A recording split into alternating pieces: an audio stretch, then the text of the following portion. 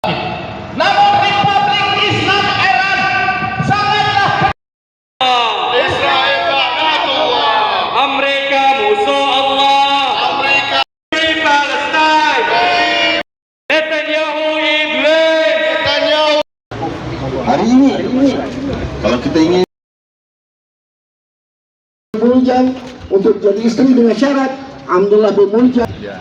Kami berlima telah diterima oleh Ambassador Iran dan dua orang pegawainya dengan sangat mesra dan kagum dengan usaha yang kita telah lakukan berdepan dengan senario yang telah kita perhatikan dalam beberapa hari yang lalu, terutama apabila berlaku, kita bukan kata demo protes tapi sebenarnya rusuhan yang ditaja oleh pihak Amerika yang mengulang-ulangkan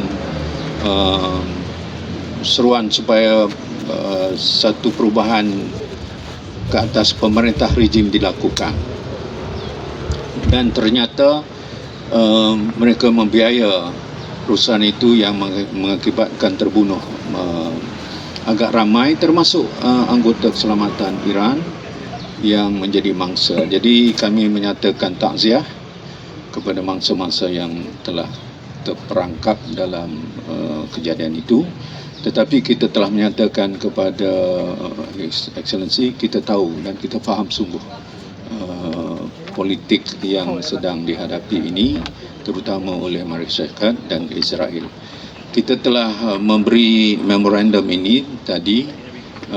Setakat ini yang saya sempat 11 NGO yang telah bersama endorse, tetapi apa yang telah disebut tadi, kita mengatakan kita akan terus bersolidariti dengan Iran kerana kita dapati Iran lah satu-satunya negara yang berani bangkit, dan saya rasa sangat tersentuh apabila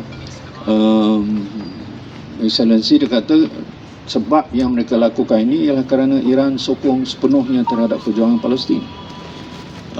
Itu saja yang mereka faham. Pemerintah Iran dia kata bahawa mereka diserang sedemikian rupa sejak daripada 1979 hanya kerana Iran tidak berganjak daripada pendirian berdiri bersolidariti, malah bantu perjuangan Palestin. Tetapi dia mengatakan bahawa kita tidak berganjak sampai sekarang. Apa pun mereka lakukan, dan ternyata mereka gagal, dan saya kira mereka terus akan melakukan apa lagi konspirasi yang bakal dilakukan. Mewakili Datuk Paduka Dr. Ibrahim Ali daripada Parti Putra, hari ini kita turut menyatakan sokongan kepada solidariti dan juga penyerahan memorandum daripada MAPIM kepada Iran bagi sokongan kita selaku rakyat ataupun orang awam kepada kerajaan Republic of Iran. Jadi kita benar-benar terus menyokong dan kita tidak akan menyerah kalah, dan kalaulah kemanusiaan itu telah hilang dan juga telah lenyap di muka bumi ini, maka kita orang Islam jangan bersatu. Tapi jika ia ada terdetik walaupun sedikit dalam hati kita semua, saya mohon kepada seluruh umat Islam, orang Melayu di muka bumi Malaysia ini, kita bersatu dan bersatu tidak menyokong terus usaha Republik Iran untuk menentang Israel, insya-Allah. Dan inilah masanya sebenarnya cerminan Iran itu menunjukkan kenapa kita perlu bersatu.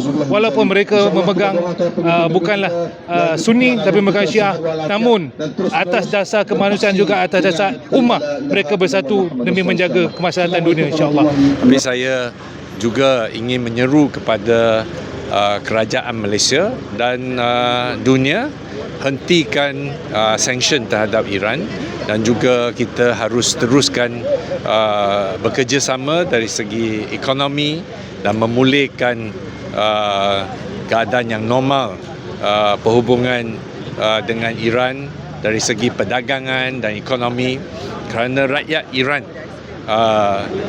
perlukan bantuan, dan rakyat Iran tidak harus dihukum sebab kuasa besar tidak bersehaluan dengan pemerintah mereka. Kita telah lihat banyak negara yang telah menghadapi sanction oleh kerana mereka memegang kepada prinsip seperti Cuba, seperti Venezuela, Iran dan beberapa negara yang lain. Dan kita sebagai negara yang menyanjungi kemerdekaan seperti Malaysia, kita tidak harus patuh kepada tindakan buli Amerika Syarikat, dan kita harus pulihkan hubungan perdagangan kita dengan Iran, dengan Cuba dan mana-mana negara yang telah dihukum sebab mereka tidak sehaluan dengan Amerika Syarikat.